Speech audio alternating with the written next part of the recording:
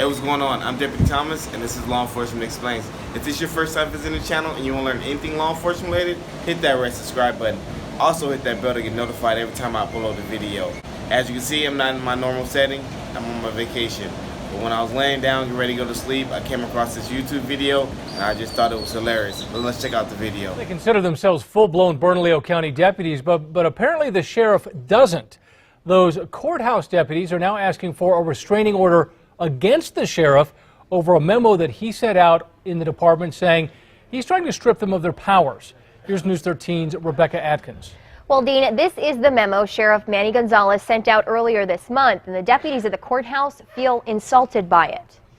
What the sheriff has done is defiant against the state of New Mexico. Bernalillo County deputies filled this district courtroom, fighting back against their boss. We are here seeking a temporary restraining order. On February 1st, Sheriff Manny Gonzalez sent out this memo, and these deputies feel the sheriff is taking away their rights. In that it strips them of their law enforcement powers. James Montalbano, representing the court deputies, says the only difference between them and other deputies is they don't drive patrol cars. And the same badge, same patch, same uniform. He says, according to the memo, the court deputies would no longer be able to carry a weapon or wear their uniforms after hours, make arrests, or perform any duties after 6 p.m. when the courthouse doors close. It basically reduces them to civilian status. The memo doesn't refer to them as deputies, simply as courthouse security specialists. But the sheriff's attorney says the memo simply clarifies their duties by state law. All his memo does is track what state statute has already provided for. It doesn't add, it doesn't subtract. Claiming what's in the memo is what they already should be doing. The statute has specified that court security specialists have duties and responsibilities. The language was within the confines of the county courthouse. But even the judge had questions, like what if a trial runs longer than that 6 p.m. deadline and jurors want escorts to their cars? Would they be allowed to do that? Yes, Your Honor. So with questions raised, Let me see your order. the judge signed their restraining order. Now, the restraining order puts the brakes on the memo until the judge can sort this out. That could come next month. Dean, back to you. All right, Rebecca, thank you.